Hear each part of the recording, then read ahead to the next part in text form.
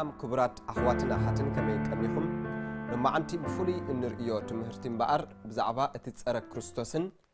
محتم اتي أراويتن مالت شدشن مئتن سوسان شدشنينا كنري برقص زي ملأختي زي أزيو أقداسن واناون ملأختيو እግዚአብሔር አምላክ ድማ ብዝመወዳታ ዘመን እዚ ነገር እዚ ከነስተውዕሎ ይደለና አሎ ሞቅን ምናብት ቀንድ መልእክት መሐድና አብ ቅድሚ እግዚአብሔር አምላክ ብጸሎት ተንበርኪኽና ክንጽሊና ሞ አነ ተንበርኪኻ ክጽልየን ተኽኢልኩም ሳይ ሓቢርኩም ክትበርከኸውን ከዕድማኩም ይደሊ ንጸሊ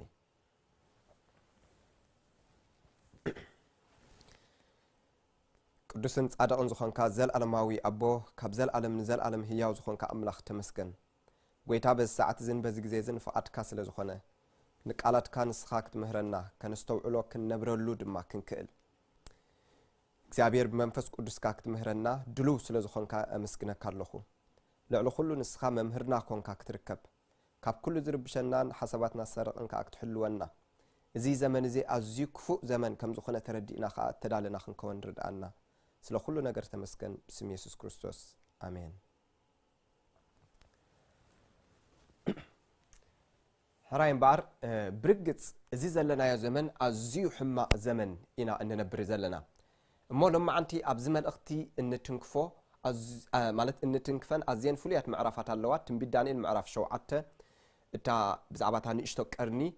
كنري إنا رأي يوحنس معرف عصر تخلت تقبل انتاي كم زخونه كنري إنا رأي يوحنس معرف عصر سلسة كلت أراويت كم زلو تقدماي أراويت دما لك مستاناي تنبداني المعرف شو عته تاني اشتو كرني حدا كم زخونه كنستو علينا رأي يوحنس معرف عصر تربعة نايتهم سلسة ملأختي أملاخ بفولي أبز زمن زي هيبنا زلو كنرينا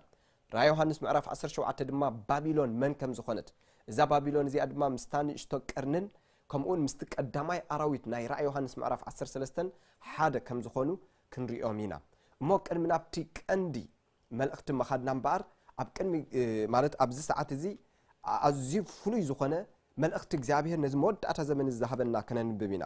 እሱ ድማኒ አብ ራእይ ዮሐንስ ምዕራፍ 14 ካብ ቁጥርታት 6 ክሳዕ 12 እዩ ከምዚ ድማኒ ይብል ራእይ ዮሐንስ መበል 14 ምዕራፍ ካብ ቁጥር 6 ክሳዕ 12 ከንብበ ነቶም ኣብ ምድሪ ዝነብሩን ንኹሎም አህዛብን ዓሌታትን ቋንቋታትን ህዝብታትን ክሰብ ከሎም ድማ ናይ ዘለዓለም ወንጌል ዘለዎ ካልእ መልአኽ ኣብ ማእከል ሰማይ ክዝንብ ከሎ ርኢኹ ብርቱዕ ድምፂ ከዓ እታ ዝፈርደላ ግዜ በጽሓያሞ ንኣምላኽ ፍርህዎ ክብሪውን ሃብዎ ነቲ ሰማይን ምድርን ባሕርን ዓይን ማያትን ዝገበረ ስገድሉ በለ ካልኣይ መልአኽ ድማ እታ ካብ ወይኒ ቁጥዓ ምንዝርናኣ ንኹሎም ኣህዛብ ዘስተየቶም ዓባይ ባቢሎን ወዲቓ እናበለ ሰዓቦ ካልእ ሳልሳይ መልአኽ ክልተ መልአኽቲ እንተዋሓዱና ሳልሳይ ከዓ ይውስኸልና ኣምላኽ ካልእ ሳልሳይ መልአኽ ድማ ሰዓቦም ብብርቱዕ ድምፂ ከምዚ እናበለ ሓደ እኳ ነዚ ኣራዊት እዝን ንምስሉን እንተሰገደ ኣብ ግንባሩ ወይ ሳብ ኢዱን ማሕተሙ እንተተቐበለ ንሱ ድማ ካብቲ ኣብ ጽዋዕ ቁጥዓኡ ብዘይ ምሕዋስ እተቐድሐ ወይን መዓት ኣምላኽ ክሰቲ እዩ ኣብ ቅድሚ ቅዱሳት መላእኽትን ኣብ ቅድሚ ትገንሸልን ከዓ ብሓውን ብዲንን ክስቀ እዩ ትክስቃዩን ንዘለዓለም ዓለም ይወፅእ እቶም ነቲ ኣራዊትን ንምስሉን ሰግዱ ዘለዎ ሓደ ከዓ ማሕተም ስሙ እንተተቐበለ ለይትን መዓልትን ዕረፍቲ የብሎምን እቶም ንትእዛዛት ኣምላኽን ንእምነት ኢየሱስን ዝሕሉ ቅዱሳት ከዓ ትዕግስቶም ኣብዚ እዩ ዘሎ በለ ይብለና برقص እግዚአብሔር አምላክ ፍሉይ ዝኾነ መልእኽቲ ይህብና ዘሎ እዚ ናይዞም ሰለስተ መልእኽቲ መልእኽቲ እቲ ቀንዲ ኣዝዩ ዘፍርህን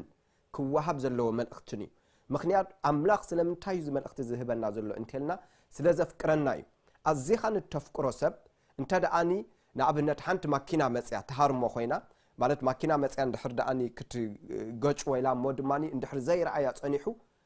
እንታይ ኻ ትገብር ትጭድር ዓዊልካ ትነግሮ ማለት እዩ ስለዚ ድማኒ አምላክ ስለምንታይ ኻኮም ትገብር ስለ ተፍቅሮ እዩ ልክ ድማ አምላክ ስለ ዘፍቅረና እዩ እንታይ ዝገብር ዘሎ ማለት እዩ ኣዝዩ ብብርቱዕ ጭድርታ እንታይ ክገብር ከሎ ንርኢ ማለት እዩ ክዛረበና ከሎ እቲ ዝመጸና ዘሎ ስለ ዘይንርእዮ አምላክ እንታይ ይገብር ኣሎ ማለት እዩ ብብርቱዕ ጭድርታ ይነግረና ኣሎ እሞ ብብርቱዕ ድምፂ ዞም መላእኽቲ እዚ ነቲ መልእኽቲ እዚ ክነግርዎ ከለው ኢና እንርኢ ዘለና ሕራይም ባር ሕጂ ክንቀጽልና ኣብቲ መጽናዕትና ምናልባት ጽቡቕ መዘኻኸሪ መታን ኮነና ኣብ ዝሓለፈ እዋን ኣብ ትንቢት ዳንኤል ምዕራፍ 2 ዝረኣናዮ እንታይ ነይሩ ትንቢት ዳንኤል ምዕራፍ 7 እንታይ ርኢና እዞም ገለ ነጥብታት እዚኣቶም ክንርኢ ይደሊ ኣለኹ ኣብ ትንቢት ዳንኤል ምዕራፍ 2 እቲ ርእሲ ወርቂ ባቢሎን ከም ዝመልክት እቲ ብሩር ዝነበረ ድማኒ ደረቱን ቀላጽውን ማለት መንግስታት ሜዶን ፋርስን ከም ዘመልክት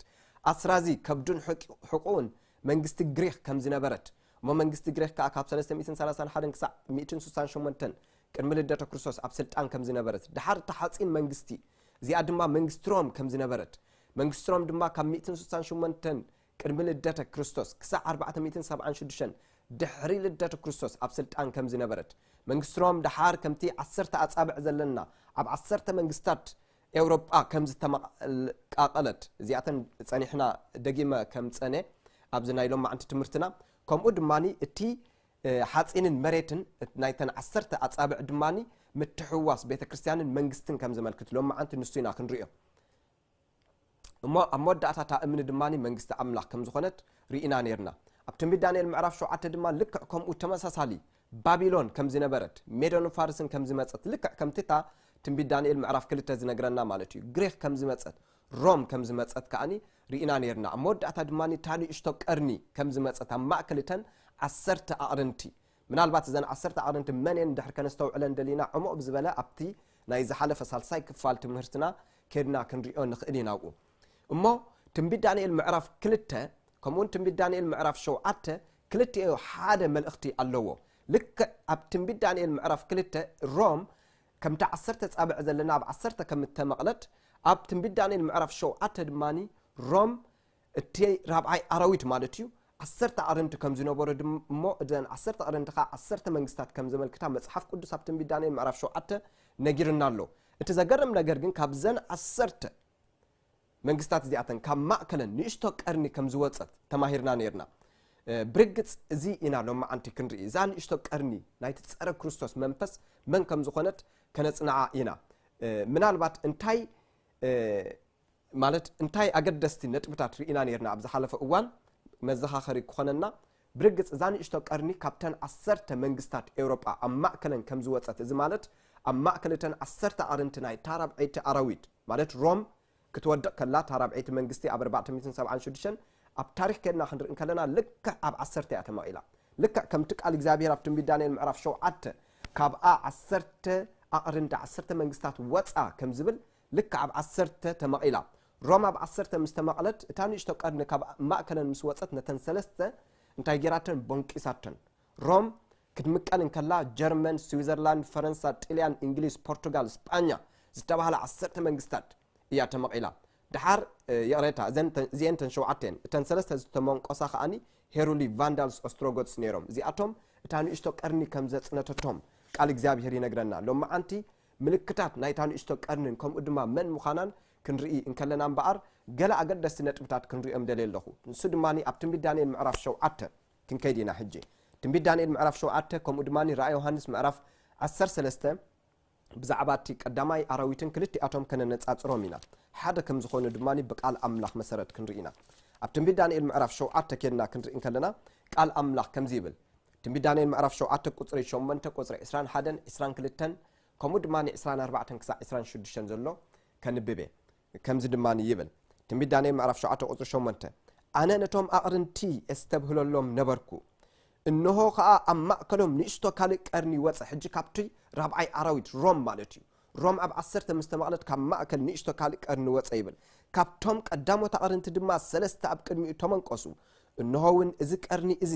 ዓይኒ ሰብ ዝመስል ዓይንን ዓብይ ነገር ዝዛረብ ኣፍን ነበሮ ልክዕ ከምዚ ኣብዚ ስእሊ እዚ ንሪኦ ዘለና እንታይ ኣለዎ ማለት እዩ ዓይኒ ሰብ ዝመስል ዓይንን ዓብይ ነገር ዝዛረብ ኣፍን ነበሮ ይብለና ኣሎ ድሓር ቀፂሉ ኣብ ሕጂ ነስተውዕል እዛ ንእሽቶ ቀርኒ ባህርያታ ክንርኢ ይግባአና መጀመርያ እግዚኣብሔር ከይገለጸ ንባሮቱ ነቢያት ከይገለጸሎም ወላ ሓደ ከም ዘይገብር ነቢ ኣሞጽ ኣብ ትንቢት ኣሞጽ ተዛሪቡሎ ስለዚ ኣምላኽ እቲ ዝኸውን ኣቐዲሙ ኩሉ ግዜ የፍልጠና እዩ ስለዚ ኣብ ቁጥርታት 21 22 ቃል ኣምላኽ ከምዚ ይብል እቲ ጥንታዊ ዝመዓልቱ ክሳዕ ዝመጽእ ፍርዲ ነቶም ናይ ልዑል ቅዱሳን ክሳዕ ዝወሃብ እቶም ቅዱሳን ነታ መንግስቲ ዝወርሱላ ግዜ ክሳዕ እትመጽእ እታ ቀርኒ ምስቶም ቅዱሳን ክትዋጋእን ክትስዕሮምን ከላ ሪኢኹ ሕጂ ካልእ መለለይ ባህሪ ይነግረና ኣሎ እዛ ንእሽቶ ቀርኒ ምስቶም ህዝቢ ኣምላኽ ውግእ ከም እትገብር ቃል ኣምላኽ ይዛረብ ቀፂሉ ኣብ ቁጽርታት 24 ክሳዕ 26 ክንርኢ ከለና ኣብዚ ነስተውዕል ሕጂ እቶም 10 ኣቕርንቲ ከዓ ካብዛ መንግስቲ እዚኣ ይብል ሕጂ ብዚ ነስተውዕል ካብቲ ራብዓይ ኣራዊት ማለት እዩ እቶም 10 ኣቕርንቲ ከዓ ካብዛ መንግስቲ እዚኣ 10 ነገስታት ክትንስኡ እዮም ኣብ ቁጽሪ 23 ተርእናዮ እቲ ራብዓይ ኣራዊት ካብኡ እዩ ዝብለና ዘሎ ከም ተቐዲምና ዝርአናዮ ማለት እዩ ሕጂ ነስተውዕል ካብዛ መንግስቲ እዚኣ 10 ነገስታት ክትንስኡ እዮም ድሕሪ እዚኣቶም ድማ ካብቶም ቀዳሞት በይኑ ዝኾነ ዓይነቱ ካልእ ክትንስእ ንሰለስተ ነገስታት እውን ከውርዶም እዚ ብዛዕባታ ንእሽቶ ቀርኒ እዩ ደጋጊሙ እዩ ዝዛርብ ዘሎ ኣምላኽ ድሕሪ ኣብ ቁጽሪ 25 ከምዚ ይብል ኣብቲ ልዑል ከዓ ናይ ትዕቢት ቃል ክዛረብ ሕጂ እዛ ንእሽቶ ቀርኒ እንታይ ትገብር ይብለና ኣሎ ኣብቲ ልዑል ኣብ ኣምላኽ ማለት እዩ ናይ ትዕቢት ቃል ክዛረብ ነቶም ናይ ልዑል ቅዱሳን ድማ ከጽንቶም ዘመናትን ሕጋጋትን ክልውጥ ከዓ ክሕልን እዩ ንሳቶም እውን ኣብዚ ነስተውዕል ክሳዕ ዘመንን ዘመናትን ፈረቓ ዘመንን ኣብ ኢዱ ክወሃቡ እዮም ስለዚ እቶም እታ ንእሽቶ ቀርኒ ማለት እዩ ክትዋጋእ ከላ ክትጥፍኦም ከላ እንታይ ከም ትኸውን ማለት እዩ መጽሓፍ ቅዱስ ኣብዚ ብንጹር ይነግረና ኣሎ እቲ ውግኣ ነቶም ቅዱሳን ክትጥፍኦም ከም ዝኾነት እሞ ድማኒ ንዘመንን ዘመናትን ፈረቓ ዘመንን እዚ ድማኒ 1260 ዓመታት ከም ዝኾነ ብመጽሓፍ ቅዱስ መሰረት ክንርኤና ኣብ ታሪኽ ከዓ ክንረኽቦ ኢና ማለት 1260 ዓመታት እዛ ንእሽቶ ቀርኒ ንመንግስቲ ንህዝቢ ኣምላኽ ከም ዘሳጎገት ብዙሓት ሚልዮናት ዝቁጸሩ ህዝቢ ኣምላኽ ድማኒ ኣብ ሓዊ ከም ዝደርበየት ንመጽሓፍ ቅዱስ ከም ዘንደደቶ ኣብ ታሪኽ ድማኒ ናይ ጸልማት ዘመን ተባሂሉ ከም ዝፍለጥ እዚ ድማኒ ክንርኢ ኢና ብርግጽ ኣብ ራእይ ዮሃንስ እምበኣር ተመሳሳሊ ምዝኣ ንእሽቶ ቀርኒ ካልእ ከነንብቦ ደለየ ዘለኹ ናይቲ ቀዳማይ ኣራዊት እዩ ኣብዚ ነስተውዕል ሕጂ ክልቲኣቶም ሓደ ዓይነት ባህሪ እዩ ዘለዎም ራእይ ዮሃንስ ምዕራፍ 13 ካብ ቁጽሪ 1 ጀሚረ ከንብበ 10 ቀርንን 7 ርእስን ኣብቲ ኣቕርንቱ ከዓ 10 ዘውዲ ኣብቶም ኣራእሱን ስማት ጸርፊ ዘለዎ ኣራዊት ካብ ባሕሪ ክወፅእ ከሎ ርኤኹ ሕጂ ኣብዚ ነስተውዕል ኣብ ትንቢት ዳንኤል ምዕራፍ 7 ዘለዎ 4 ኣራዊት ካብ ባሕሪ እዮም ወፅዮም እዚ ኣራዊት ድማ ካብ ባሕሪ ወፀ ይብለና ኣሎ ካብ ባሕሪ ማለት ካብ ብዙሕ ህዝብታት ቋንቋታት ወገናት ከም ዝኾነ ብመሰረት ራእይ ዮሃንስ 17 ቁጽሪ 15 ባሕሪ ንዕኡ ከም ዘመልክት ንህዝብታት ንቋንቋታት ወገናት ከም ዘመልክት መጽሓፍ ቅዱስ ብንጹር ይነግረና እዩ ኣብ ራእይ ዮሃንስ 17 15 ማለት እዩ ስለዚ ኣብዚ እንታይና ንርኢ ዘለና ድማኒ እዚ ኣራዊት እዚ ቀዳማይ ኣራዊት ኢልዎ ዘሎ 10 ኣቅርንትን 7 ርእስን ዘለዎ ማለት እዩ ልክ እንታይ ከም ዝኾነ ማለት እዩ ካብ ባሕሪ ከም ዝወፀ ልክ ከምቲ ናይ ትንቢት ዳንኤል ቶም 4 ኣራዊት ዝወፁ ሕጂ እንታይ ይመስል ክነግረና እዩ እቲ ዝረአኽዎ ኣራዊት ከዓ ነብሪ እዩ ዝመስል ኣእጋሩ ከም ናይ ድቢ ኣፉውን ከም ኣፍ ኣንበሳ እዩ ከምዚ ኣብዚ ስእሊ እዚ ንሪኦ ዘለና ማለት እዩ እቲ ገበል ድማ ሓይሉን ዝፋኑን ብዙሕ ስልጣንን ሃቦ ይብለና መጽሓፍ ቅዱስ ዝገበል መን ምዃኑ ይነግረና እዩ እሞ ስልጣን ከም ዝሃቦ ይነግረና ሓደ ካብቶም ኣራእሱን ንሞት ከም እተወግኤ ኮነ እሞ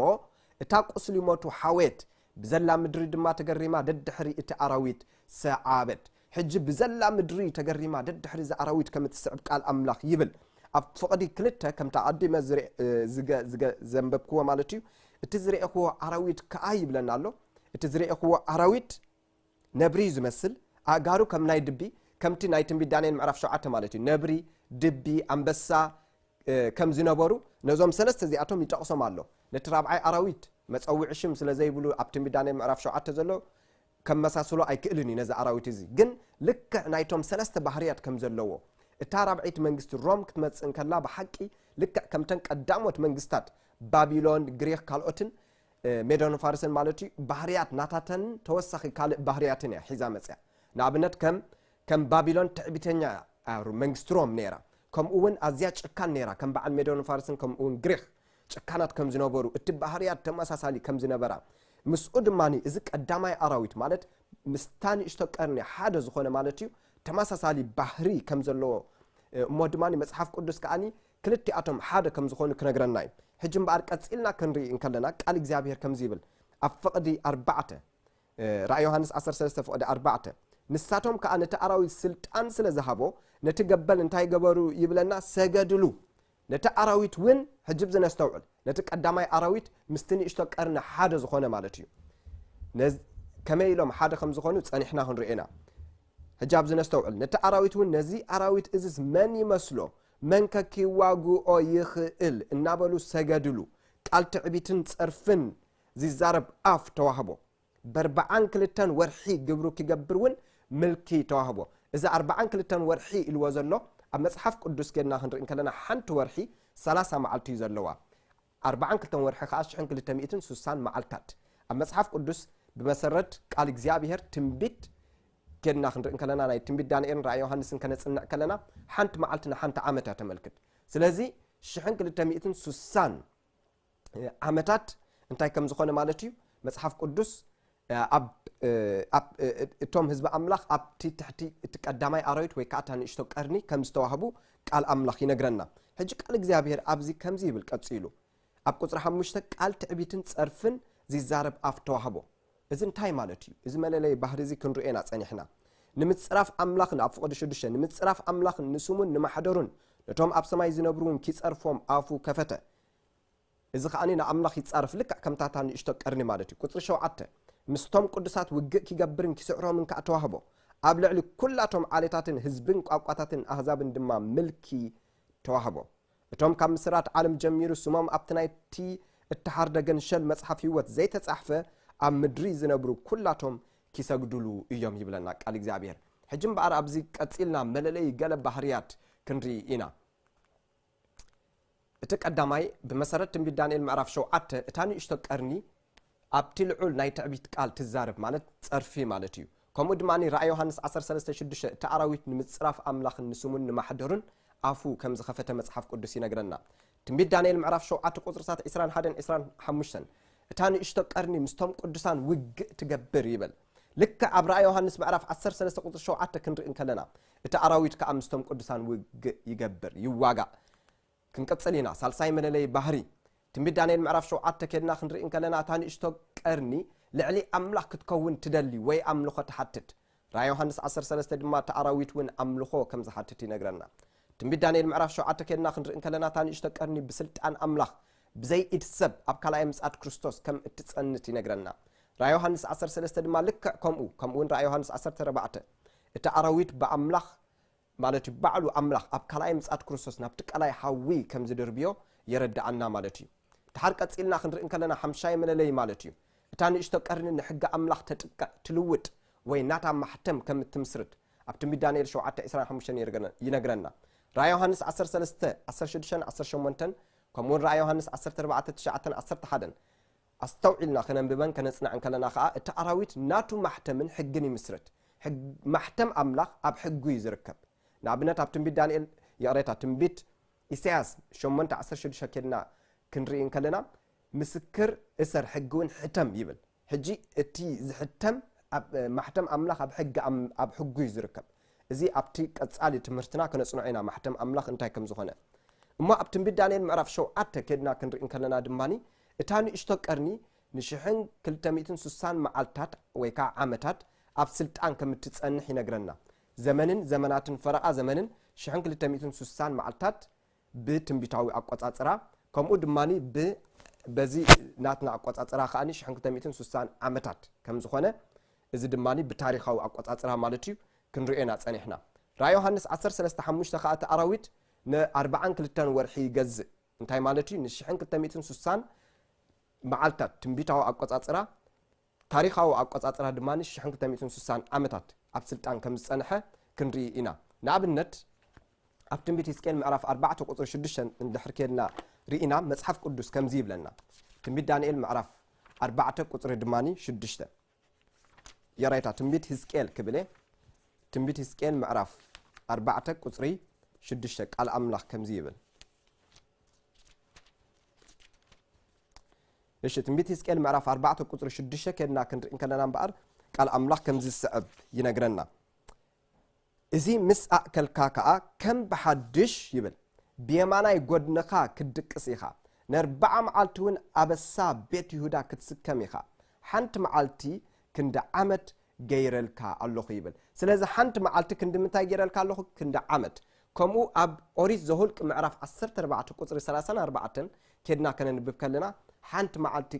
كند عمت غيرلكا الله يلوك على እግዚአብሔር دقيمو ينقرنا مالتي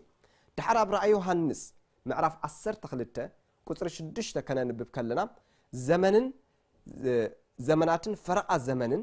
كم اتساغوغ اتا بيت كريستيان ينغرنا ويكا اتا سبيتي مالتي اب قصر 14 نايتا معرف رأي يوحنس 10 كدنا خندرن كلنا خا نشحن 200 سوسان معلتات كم اتساغوغ ينغرنا مالتي سلازي كلتيو حدث لزخوني زمنن زمناتن فرق زمنن مشحن 200 سوسان معالتات بتنبيتاوي الزراربة كلتيو حاديو أب تاريخاوي عمد كنقيرون كلنا خاش شحن كل تميتن سوسان عمتات كم زمتص ازي بمصحف قدس مسرت رينا يلنا حنت معالتي كندي عمد يو زقصر حجي اب تنبيت دانيال معرف 9 ازي اب كالو اوان كنصنعينا بزعبا نايتن 7 سمون كنصنعن كلنا او وشتتن 7 سمون مالت 409 معالتات زفصوم فصاميتات كل نغيرنا يركب تنبيت دانيال معرف 9 كدنا كنصنع خلنا ازي 409 معالتات يلو زلو 409 عمتات مخنياتو كلن تنفصاميتات اندحرا صنيقكمن او وشتي 409 عمتات تفصيمو ስለዚህ በዚህ ሁሉ መሰረት ክንሪን ከለና ሓንቲ መዓልቲ ክንደ ዓመት ከም ተመልክት ኣብ ትንቢት ክንርዳ ንኽእሊና ማለት እዩ ሕጂ እምበኣር ክንቅጽልን ከለና ከምቲ ዓዲምና ዝበልናዮ ን1260 ዓመታት እያ እቲ ናይቲ ፀረ ክርስቶስ መንፈስ ንህዝቢ ኣምላኽ እንታይ ዝገበረ ዘጥቅዐ ወይ ድማኒ እንታይ ዝገበረ ማለት እዩ ዘሳጎገ ማለት እዩ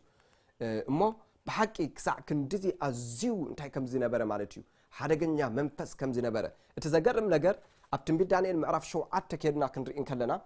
እታ ንእሽቶ ቀርኒ ዓይኒ ሰብ ዝመስል ከምኡውን ዝዛርብ ኣፍን ከም ዘለዋ ይነግረና ኣብ ራእይ ዮሐንስ 13 ከድና ክንሪእን ከለና እቲ ኣራዊት ከዓ ቁጽሪ ሰብ ከም ዘለዎ ይነግረና ከምኡ ኣብ ትንቢት ዳንኤል ምዕራፍ 7 ከድና ክንሪእን ከለና እታ ንእሽቶ ቀርኒ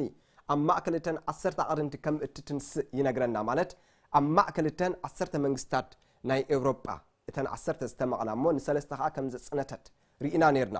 ልክ ኣብ ራእይ ዮሐንስ ምዕራፍ 13 ቁጽሪ 2 ከነንብብ ከለና ከዓ እቲ ኣራዊት ስልጣኑን ሓይሉን ግዝኣቱን ካብ መንግስቲ ሮም ይቅበል ይብለና ሕጂ ኣብዚ ነስተውዕል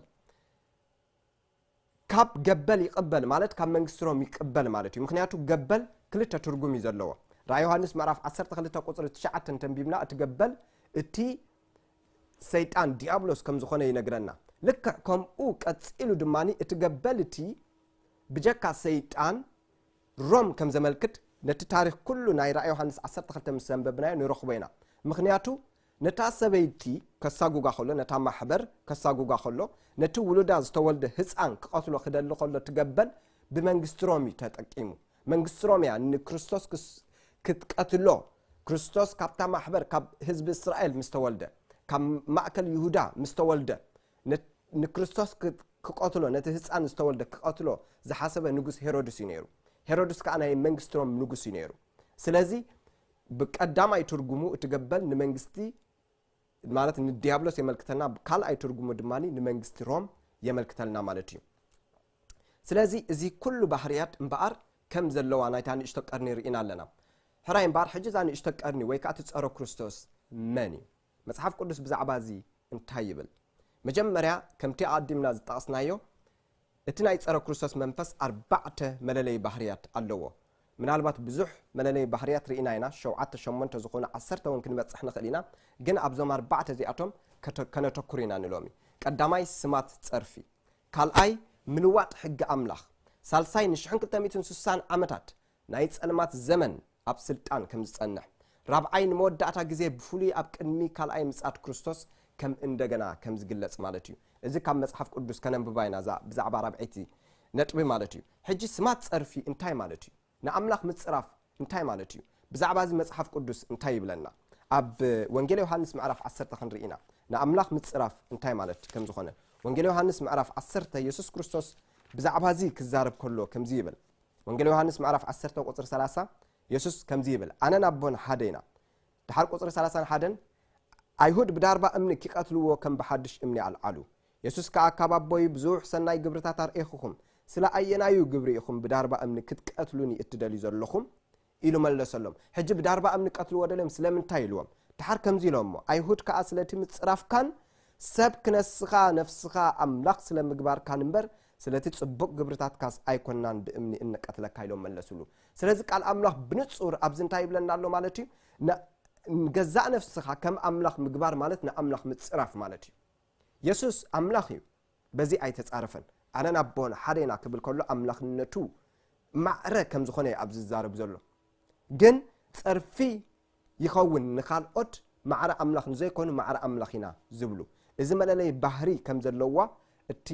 ማለት እቲ ፀረ ክርስቶስ እዚ ከም ዘለዎ ክንርኢና መን ምዃኑ ከዓ ክንርኢና ሎማዓንቲ ድሓር ካልአይቲ ነጥቢ ክንርኢዮ ደለይ ዘለኹ ድማኒ ኣብ ወንጌል ማርቆስ ምዕራፍ ወንጌል ማርቆስ ምዕራፍ 2 ወንጌል ማርቆስ ምዕራፍ 2 ከና ክንርኢ እንከለና አብኡ ድማኒ ቃል አምላክ ቀጽሉ ከምዚ ይብለና ወንጌል ማርቆስ ምዕራፍ 2 አብ ቁጽሪ 1 ጀሚርና ክንርኢ እንከለና ከምዚ ይብል ድሕሪ ሒደት መዓልቲ ድማ አብ ቅፍርናሆም አተወሞ አብ ቤት ከም ዘሎ ተሰምዐ ብኡ ወገፈ ምእካል ክሳዕ ዝስእኖም ብዙሓት ተአከቡ ይብል ኩሎም ድማ ቃል ድማ ይነግሮም ነበረ 4 ሰብኣይ ዝጾርዎ መጻጉዕ ናኡ አምጹ ህዝቢ ስለ ዝበዝሐ ይብል ናኡ ምእታው እንተሰኣኑ ከዓ ናሕሲ እታ ዘለዋ ቤት አፍረሱ ምስ አፍረሱ ነታ እቲ መጻጉዕ ደቂስዋ ዘሎ ዓራት አውረድዋ ኢየሱስ ድማ እምነቶም ርእዩ ኣብ ዝነስተውዕል ሕጂ ነቲ መጻጉዕ ወደይ ሓጢአትካ ተሓዲጉልካ በሎ ክርስቶስ ሓጢአትና ክሓድግ ይደሊ ስልጣን ከኣኒ ኣለዎ አምላኽ ስለ ዝኾነ ኣብ ዝነስተውዕል ሕጂ ሓያሎ ይብል ካብ ጸሓፍቲ ኣብኡ ተቐሚጦም ነበሩ ብልቦም ድማ ይብለና ስለምንታይ እዚ ከምዚ ዝበለ ጸርፊ ይዛረብ ኣሎ ብዘይ ሓደ አምላኽ ከመን እዩ ሓጢአት ክሓድግ ዝኽእል ኢሎም ሓሰቡ ስለዚ አምላኽ ጥራዩ ሓጢአት ክሓድግ ዝኽእል ኢየሱስ አምላኽ እዩ ክሓድግ ከዓ ስልጣን ኣለዎ እዞም ሰባት እዚኣቶም ግን ይጻረፍ ኣሎ እዮም ዝብሉ ዘለዉ ስለዚ ንአምላኽ ምጽራፍ ማለት ክልተ ርኢና ኣለና ከምቲ ኢየሱስ ዝበሎ ኣነ ናቦን ሓደና ዝብል ዝኾነ ካልእ ሰብ ንአምላኽ ይጻረፍ ኣሎ ማለት እዩ ምስ አምላኽ ሓደ ዝገብር ማዕረ አምላኽ ዝገብር ከምኡ ድማኒ ከምዚ ኣብ ወንጌል ማርቆስ ምዕራፍ 2 ዝርኤናዮ ሓጢአት ክሓድግ ስልጣን ኣለኒ ዝብል ንአምላኽ ይጻረፍ ኣሎ ማለት እዩ ሕራይ እምበር ሕጂ ናይቲ ጸረ ክርስቶስ መንፈስ ከምዛ ዓይነት ጸርፊ ዝነበሮ መን እዩ ማዕረ አምላኽን ልዕሊ አምላኽን ይቕረ ባህልትን መን እዮም እዚኣቶም እዚ ካብ ናይ ካቶሊክ ጽሑፋት ኣብ 1895 ዝበልዎ እዩ ከምዚ ድማኒ ይብል እቲ ጳጳስ ወኪል ናይ ክርስቶስ ጥራይ ኣይኮነን ንሱ ኣብ ትሕቲ ስጋ መጋረጃ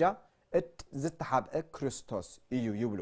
ቀጺሎም ከምዚ ይብሉ እቲ ጳጳስ ዓቢ ማዕርግ ዘለዎን ኣዝዩ ልዑልን ብምዃኑ ተራ ሰብ ዘይኮነስ አምላኽን ወኪል አምላኽን ኢሎም ድማኒ ይዛረቡ ቀጺሎም ኣብ ካልእ ጽሑፋቶም እዚ ካብ ናቶም ጽሑፋት ዝተወስደ እዩ አምላኽ ንባዕሉ በቲ ናይቶም ካህናቱ ፍርዲ ክጸንዕ ንሳቶም ብዝነጸግዎ ወይ ብዝሃብዎ ሕድገት ሓጢአት ድማ ይቕረ ክብልን ከይብልን ይግደድ አምላኽ ባዕሉ እዮም ዝብሉ ዘለዉ ይግደድ በቲ ናይ ካህን ነገር እቲ ፍርዲ ናይቲ ካህን ዝዓበየ ብምዃኑ አምላኽ ንዕኡ ክሰምሮ ኣለዎ ይብሉ ኣብ ካልእ ጽሑፍ እቲ ኣዝዩ ዘሕዝን ካብ ዝበልዎ ድማ ኣብዛ ምድሪ እዚኣ ቦታ ናይቲ ኩሉ ዝኽእል አምላኽ ኢና እንሕዝ ቃል እግዚአብሔር ኣብ ካልኣይ ተሰሎንቄ ምዕራፍ 2 ከምዚ ይብል ካልኣይ ተሰሎንቄ ምዕራፍ 2 ካብ ቁጽርታት 3 ክሳብ 4 ከድና ክንርኢ ከለና ከምዚ ይብለና ቅድም ክሕደት ከይኮነ እቲ ርእሱ አምላኽ ምዃኑ እናርአየ ኣብ ቅድሚ አምላኽ ክሳዕ ዝቕመጥ አምላኽን ቅዱስን ኣብ ዝበሃል ዘበለ ዝትንስእን ዝዕበን ሰብኣይ ዓመፃ እቲ ወዲ ጥፍኣት ከይተገልጸ እታ መዓልቲ እቲኣ ኣይትመጽእን እያ እሞ ብዝኾነ እንተኾነ ሓደ እኳ ኣየስሕትኩም ስለዚ ቃል አምላኽ ብንጹር ኣብዚ እንታይ ይብለና ኣሎ ቅድም ክሕደት ከይኮነ እቲ ርእሱ አምላኽ ምዃኑ እናርአየ ማለት ኣነ አምላኽ እየ ዝብል ማለት እዩ ኣብ መቕደስ አምላኽ ክሳዕ ዝቕመጥ ኣብ መቕደስ አምላኽ ከምኡ ከዓኒ አምላኽን ቅዱስን ኣብ ዝበሃል ዘበለ ዝትንስእን ዝዕበን ሰብኣይ ዓመፃ እቲ ወዲ ጥፍኣት ኢልዎ ኣሎ ንናይ ጵጵስና መንፈስ ነቲ ጸረ ክርስቶስ ማለት እዩ እቲ ወዲ ጥፍኣት ከይተገልጸ እታ መዓልቲ እቲኣ ኣይትመጽእን እያ እሞ ብዝኾነ እንተኾነ ሓደ እኳ ኣየስሕትኩም ስለዚ ቃል አምላኽ ንጳጳስ እንታይ ይብሎ ኣሎ ማለት እዩ እቲ ወዲ ጥፍኣት ሰብኣይ ዓመፃ ወዲ ጥፍኣት ወይ ከዓ እቲ ጸረ እንታይ ይብሎ ኣሎ ማለት እዩ ክርስቶስ ማለት እዩ ልክዕ ምክንያቱ ናይ ጸረ ክርስቶስ መንፈስ ባህርያት እዚ ስለ ዝኾነ ማለት እዩ ኣብ ካልእ ጽሑፋት ከድና ክንርኢ ከለና ብዘይካ ንርእሶም አምላኽ ምግባሮም ከምዚ ይብሉ እዚ ኣብ 1975 ካብ ናቶም ጽሑፋት ዝተርጎምክዎ እዩ እቲ ጳጳስ ሓጢአትካ ክሕደገልካ ጥራይዶ እዩ ዝጽሊ ኣይፋሉን ኣብ ክንዲ ናይ አምላኽ መሳርሕን ቅቡእን ኮይኑ ደኣ ሓጢአት ይቕረ ክብል ይኽእል እዚ ኩሉ ኣብ ናቶም ጽሑፋት ዘሎ ኢና ንሪኦ ዘለና ካልእ ብዛዕባ ሕጊ አምላኽ ከም ዝልውጥ እታ ንእሽቶ ቀርኒ ኮነቲ ቀዳማይ ኣራዊት ሕጊ አምላኽ ከም ዝልውጥ እዚ መለለይ ባህሪ ርኢና ነርና ኣብቲ ናቶም ጽሑፋት ከዓኒ ከምዚ ይብለና እቲ ጳጳስ በዓል ዓብይ ስልጣንን ሓይልን ብምዃኑ ወላውን ነቲ መለኮታዊ ሕግታት ክልውጥን ክገልጽን ወይ ክትርጉምን ይኽእል ክልውጦ ይኽእል ይብሉ ኣለዉ እዚ ጴጥሮስ ዳኣንካራኖ ዝተባህለ ዝበሎ እዩ ድሓር ቀጺሉ እቲ ጳጳስ መለኮታዊ ሕጊ ክልውጥ ይኽእል እዩ ምክንያቱ ናቱ ስልጣን ካብ ሰብ ዘይኮነስ ካብ አምላኽ እዩ ከምኡውን ኣብዛ ምድሪ ኣብቲ ናይ አምላኽ ቦታ ኮይኑ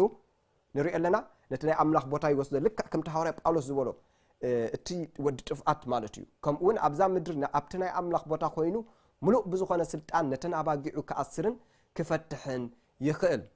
ድሓር ኣብ ካልእ ጽሑፋት እዚ ኣብ 1995 ሮማዊት ካቶሊክ ቤተክርስትያን ዝበለቶ ከምዚ ይብል እቲ ቀንዲ ብድፍረት ኣዝዩ መሰረታዊ ዝኾነ ለውጢ ቤተክርስትያን ናይ ካቶሊክ ዝገበረቶ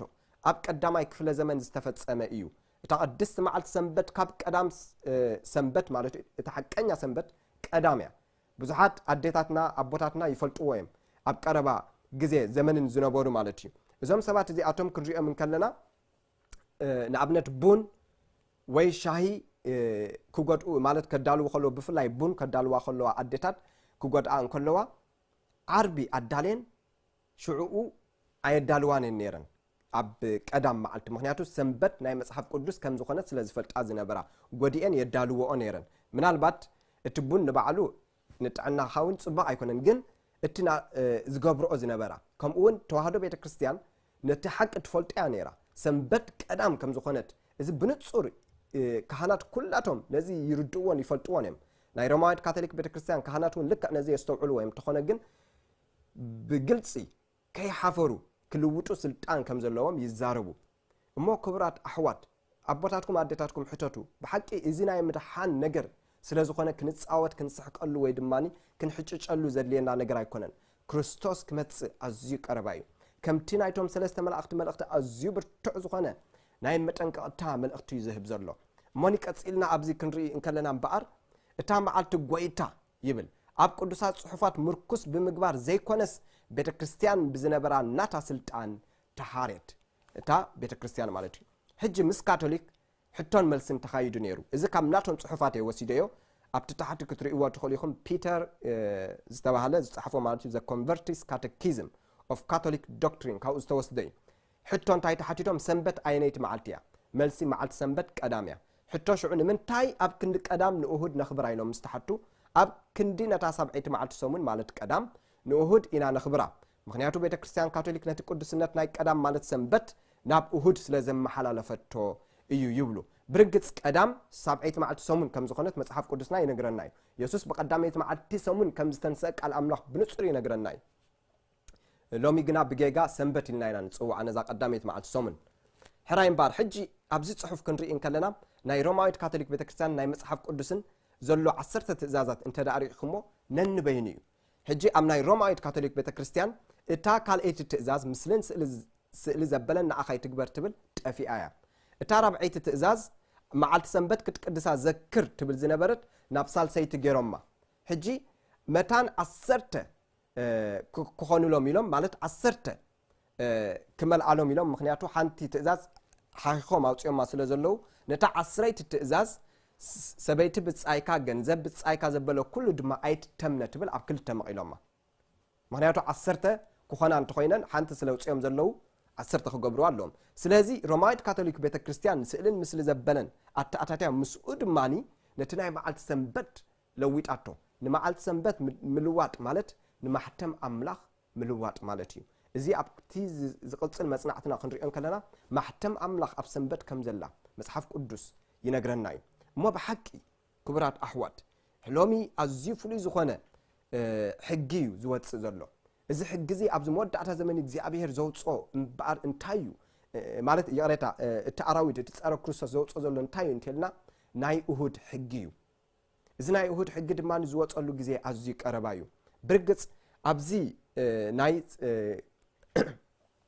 ናይ ፀረ ክርስቶስ ክንርኢ ከለና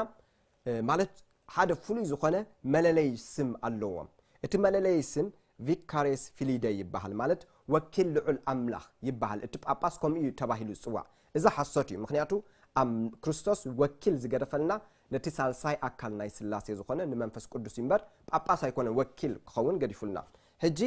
ኣብቲ ቪካሬስ ፊሊደይ እንድሕር ደኣኒ ርኢናዮ ብናይ ሮማን ቁፅሪ ተጻሒፉ ዘሎ ክንትርጉሞ ከለና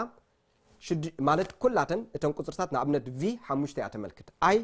1 እያ ተመልክት ሲ 100 እያ ተመልክት ኤ 0 እያ ተመልክት ስለዚ ነናተን ቁፅሪ ኣለወን ኩላተን ክንድምረን እንከለና ቪካሬስ ፊሊደይ ትብል 666 እያ ትመጽእ እዚ ድማኒ ኣብቲ ናቶም ከም ናቶም መለለይ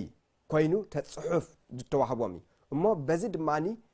ቁጽሪ ናይቲ ኣራዊት 666 ከም ዝኾነ ከነለልዮ ከም ዘለና ድማኒ ቃል ኣምላኽ ይነግረና ብርግጽ ሮማዊት ካቶሊክ ቤተክርስትያን ንቅዱሳን ህዝቢ ኣምላኽ ብዙሓት ኣጥፍያ ልዕሊ 50 ሚልዮን ዝኾኑ እንታይ ኮይኖም እዮም ሞይቶም እዮም ልዕሊ 50 ሚልዮን ዝኾኑ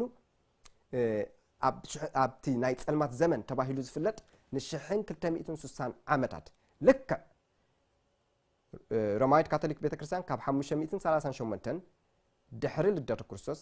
ክሳብ 1798 ድሕሪ ልደተ ክርስቶስ እዚ ማለት ን1260 ዓመታት ኣብ ስልጣን ጸኒሓ ከምቲ ቃል ኣምላኽ ዝብሎ ዘመንን ዘመናትን ፈርዓ ዘመንን ማለት 1260 ዓመታት ኣብ ስልጣን ጸኒሓ እቲ ዘገርም ነገር ሮማዊት ካቶሊክ ቤተክርስትያን ክንሪኣ እንከለና ኣብቲ ግዜቲ እምበኣር መዓስያ ተንስያ እንተልና መጽሓፍ ቅዱስ ከምቲ ዝበሎ መጽሓፍ ቅዱስ ካብተን ካብ ማእከል መንግስቲ ኤውሮጳያ ተስያ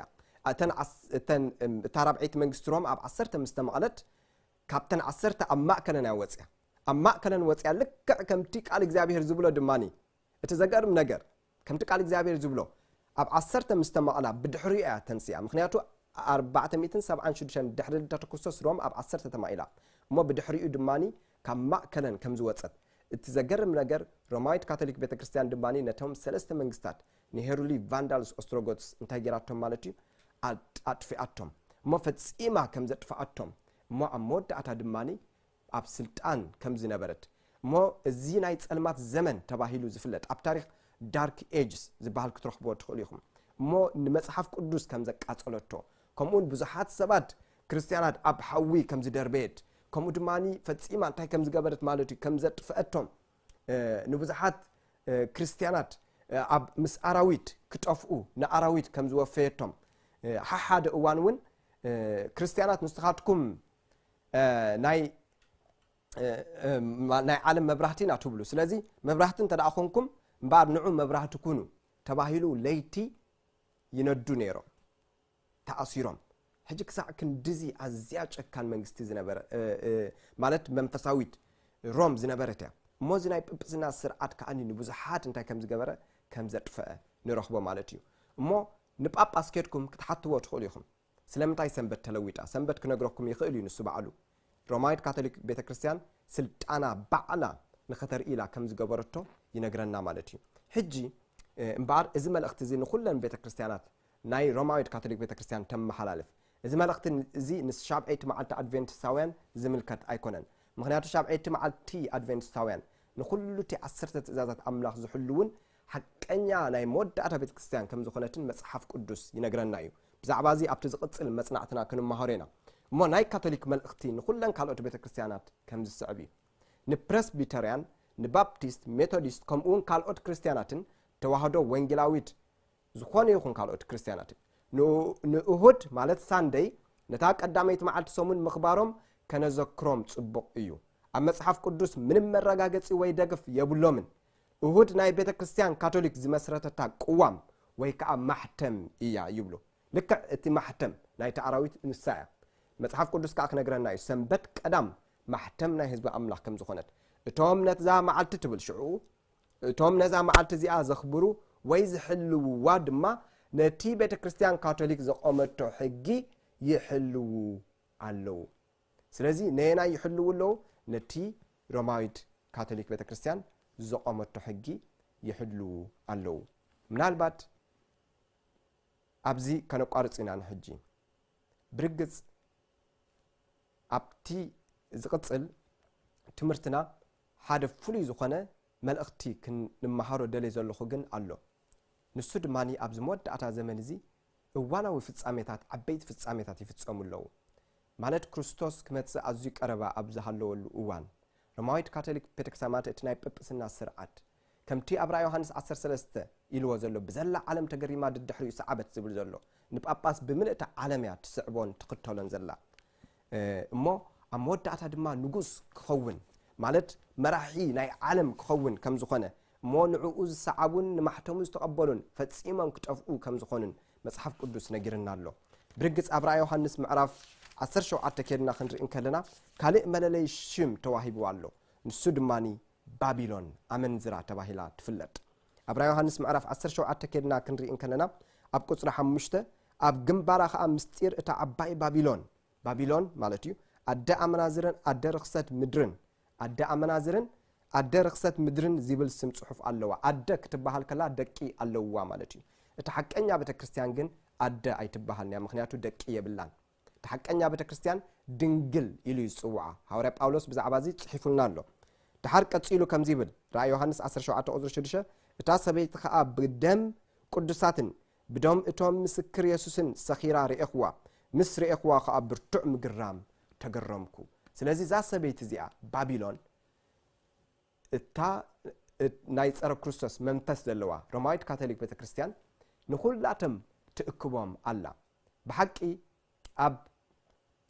ኣብ ዝቀረባ እዋን እምባር ጳጳስ ናብ ኣሜሪካ መልእኽቲ ኣብ መሓላሊፉ ነይሩ ኣብ 2014 ኣብ 2014 መልእኽቲ ከም መሓላልፍ ከሎ ብዙሓት መራሕቲ ናይ ፔንቴኮስታል ተኣኪቦም ነይሮም በዓል ኬነት ኮፕላንድ ዝተባህሉ ቶኒ ፓልመር ዝተባህሉ እዚኦም ኩላቶም ማለት እዩ ዕላምኦም ድማኒ ምስ ካቶሊክ ንምሕባር እዩ ነይሩ መጽሓፍ ቅዱስ ኣዲሙ ነጊርና ኣሎ ኣብ ራእይ ዮሐንስ 13 ንኹሎም ሕብረታት ከም ተኣኻኽቦም ንኹሎም ንመን ያ ትዋጋእ ነቶም ትእዛዛት ኣምላኽን ንእምነት ኢየሱስን ዝሕልው ቅዱሳት ምስ ሕጊ ኣምላኽ ትዋጋእ እሞ ኣብ መወዳእታ ድማኒ ኣብ ማለት ኣብቲ ዝቕጽል ትምህርትና ክንርኢና እዋናዊ መልእኽትታት ክንርኢና ብሓቂ ኣዝዩ ዘፍርህ ግዜና ዘለና እሞ ሰይጣን በዚ ናይ ፀረ ክርስቶስ መንፈስ ተጠቂሙ ብዙሕ ነገራት እዩ ዝገብር ዘሎ ሓደ ካብቲ ቀንዲ ዝገብሮ ዘሎ ድማኒ እዚ ናይ ፀረ ክርስቶስ መንፈስ እምበኣር ብዙሕ ናይ ግብረ ሰዶም ከም ዘተኣታተወ እዚ ንርኢ ኣለና እዚ ኩሉ ምልክታት ናይ ካልኣይ ምጽኣት ክርስቶስ እዩ ኣሕዋት ዓለም ብምልእታ ሕጊ ከም ሕጊ ጌራ ኣጽዲቃቶላ መንግስቲ ኣሜሪካ ንባዕሉ ከም ሕጊ ጌሩ ኣጽዲቅዎ ኣሎ ሰብኣይ ምስ ሰብኣይ ሰበይቲ ምስ ሰበይቲ ኣብ ቤተክርስትያናት ምምርዓው እዚ ናይ ጵጵስና ስርዓት ዘእተወ እዩ እሞ ብሓቂ ነዚ ነገር እዚ ተረዲእና መታን ንኸይንጠፍእ እግዚአብሔር ተዳለና ክንከውን ይደልየና ስለዚ ድማ ኣብ ራእይ ዮሐንስ ምዕራፍ 14 እቲ ሳልሳይ መልአኽ መልእኽቲ ኣብ መወዳእታ ክዛረብ ከሎ ኣብ ቁጽሪ 12 እቶም ንትእዛዛት ኣምላኽን ንእምነት ኢየሱስን ዝሕልው ቅዱሳት ከዓ ትዕግስቶም ኣብዝዩ ዘሎ በለ ይብል ስለዚ ንትእዛዛት ኣምላኽን ንእምነት ኢየሱስን እሞ እግዚአብሔር ነዚ ክልቲኡ ኣጣሚርና ክንነብረሉ እሙናት ከዓ ክንከውን ብኩሉ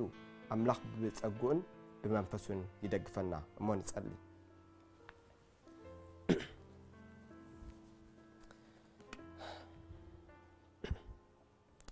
ቅዱስን ጻድቕን ዝኾንካ ዘለዓለማዊ ኣቦ ካብ ዘለዓለም ንዘለዓለም ህያው ኣምላኽ ተመስገን ስለቲ ዝሃብካና መልእኽቲ ስለቲ ዝሰማዕናዮ ብሓቂ ኣዝዩ ዘፍርህን እዋናውን መልእኽቲ እዩ እግዚአብሔር ንህዝብኻ ከተድሕን ስለትደሊ እዚ መልእኽቲ እዚ ድማ ብሓቂ ክፈርኹን ክርዕዱን ዘይኮነስ እተዳለው መታን ክኾኑ ኢልካ ስለትህቦ ዘለኻ ኣመስግነካ ኣለኹ ከምቲ ናትካ ፍቓድ ከምቲ ናትካ ድላይ ከምኡ ከኣኒ ክንመላለስ ብኩሉ ነገር ከኣኒ ጥበብ ምስትውዓል ኣእምሮ ክትበና ይጽሊ እግዚአብሔር ድኻምና ኩሉ ክትፍውስ ይጽሊ ኃጢአት በደልና ይቕረበል ታሪኽና ለውጦ ከምቲ ናትካ ፍቓድ ክንነብር ከኣኒ ጸጋብ ዝሓላ እግዚአብሔር ኣምላኽ ምጽኣትካ ኣዝዩ ቀረባ ከም ዝኾነ ተፈሊጥናን ተረዲእናን ኩሉ ሳዕ ክሳዕ መወዳእታን እተዳለና ክንኮን ኣኽእለና ኢኻ ስለ ኩሉ ነገር ኣመስግነካ ስለቲ ዓብዪ ምሕረትካ ክትብል ብጎይታ ብኢየሱስ ክርስቶስ ስም ኣሜን